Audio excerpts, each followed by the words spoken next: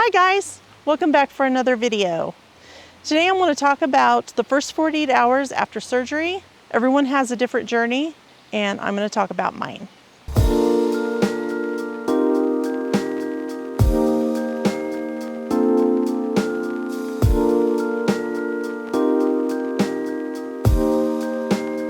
So I started researching bariatric surgery actually in 2018. I researched it for a good year before I decided that that was probably the route that I was going to go. In June of 2019, I contacted and chose my surgeon.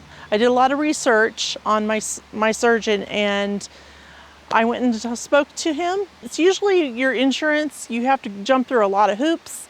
I went to 6 months of weigh-in required by my insurance. I went to a nutritionist. I went to bariatric classes. I also I had to have a psych eval.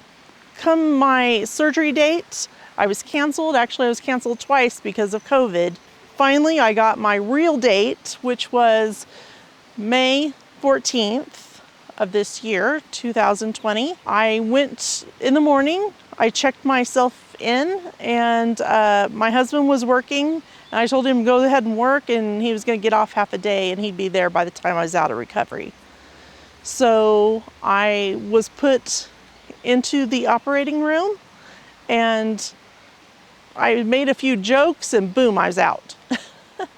I was a little nervous. I've had several surgeries, but I think it's very normal to be a little bit nervous. So when I woke up from my surgery, I wasn't completely coherent and immediately started throwing up. And well, I wasn't really throwing up, I was dry heaving, really hardcore, and I couldn't stop. And I started waking up realizing how horrible I felt.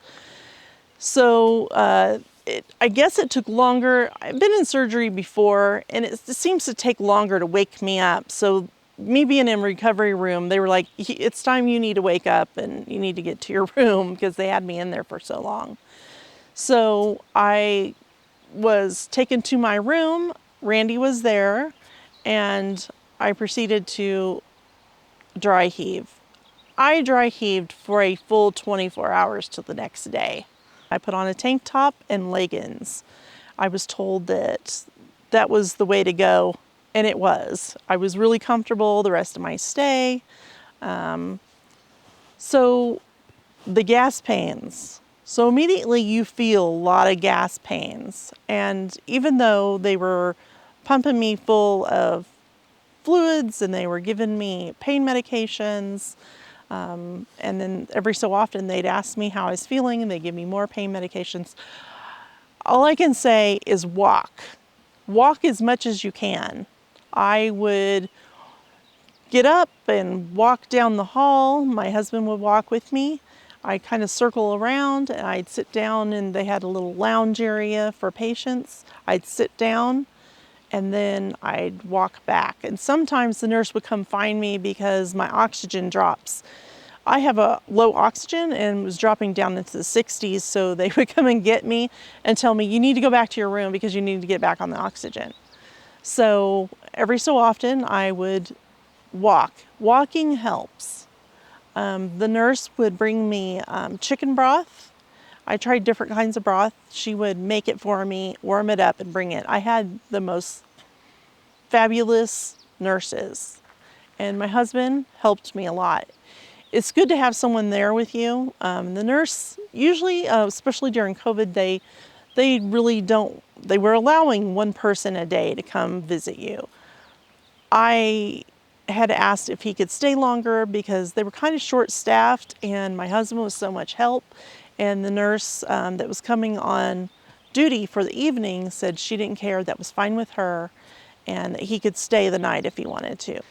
So pretty much that day of the surgery, after surgery, they give you ice chips, and you spoon like an ice chip or two, and pretty much you just have to keep hydrated by your ice chips. The chicken broth wasn't until late that night, early morning. I did have a hard time sleeping, but through the night, my husband was in a chair that was really uncomfortable. I begged him to go home, so he finally went home. He had been helping me to the bathroom because I wasn't able to get up and move around very good on my own. I was in so much pain. I believe that surgery, you have to really mentally prepare yourself that you're going to be in pain. Not everybody does, but I would say a good majority of people, what I understand and talk to people, that they were in a tremendous amount of pain.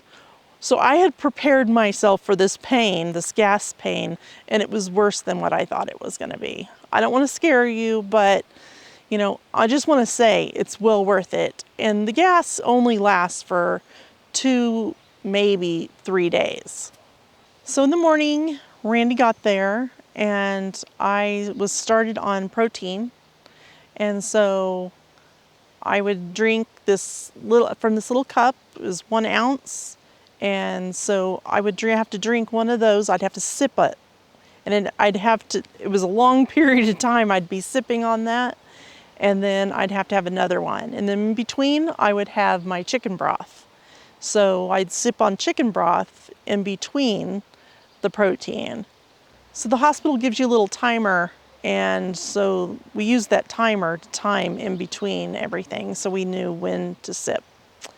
And my husband was right on it. He was on me about I needed to drink so I wouldn't get dehydrated, because it's really important that you do that so you don't get dehydrated. For some reason, my sugar was high, so they gave me something for my sugar to bring it down. I have no idea why I had high sugar. My blood pressure was high, and it was probably because I was in pain. I think that's normal for your blood pressure to go up a little bit when you're in pain. So they gave me something for my blood pressure, which I normally would take blood pressure medicine, but I stopped that medication before my surgery. My doctor had came in and said that I had a choice. Either I could go home or I could stay another night. So they gave me that option, and I chose to go home. I wanted to go home and be in my own bed. So my oxygen was low, and they're really worried about that. So they ordered oxygen to go home with me. The oxygen was home before I got there. They had it delivered, and then I had a portable one. Okay. One thing I want to mention is my hospital did not provide me with an abdominal binder. They said they didn't think it was necessary, but they did give me a little pillow. It's like this little round pillow that I could press on my stomach. I would suggest getting an abdominal binder before you go to the hospital. I ordered mine at the hospital because I kept having to push in on my stomach. So the ride home, without my abdominal binder, and I had this little pillow, was very painful. I felt every single bump, and my husband went really slow, as slow as he could. I was so glad to get home, and I went to bed. I slept a lot. I slept in the hospital. When I got home, I slept, but you have to keep on walking, and you have to keep on sipping on your protein. And I had at home, my daughter's friend Kim, she had came over and made me bone broth, and it was amazing to have that bone broth. So they sent home oxycodone with me for pain, and they gave me something for nausea. I didn't use the nausea medication, and I didn't use the oxycodone for very long because pain medication like that can make you constipated, and I sure didn't want the pain of that. I'd rather have a little bit of pain in my stomach than be constipated. So I stopped taking that as well.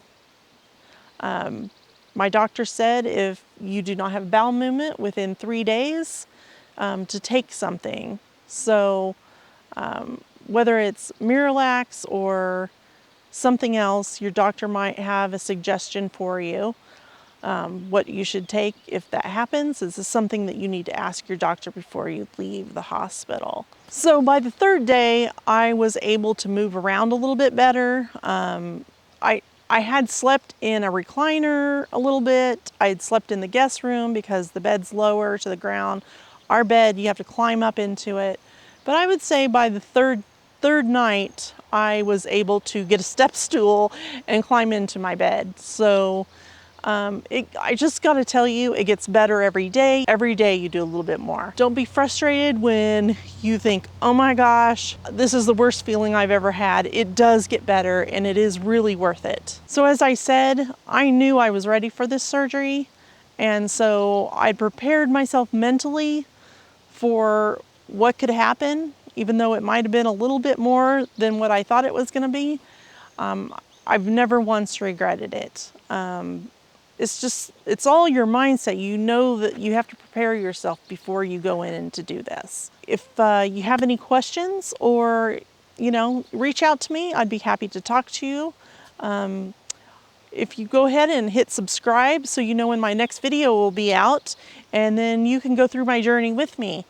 And if you have any suggestions, maybe you're way ahead of me, because right now I am almost 6 weeks post-op. If you have some suggestions, just put that stuff down in the comments. If there's something you would like me to make a video about, that you have questions about, that I probably have experienced so far, put that in the comments.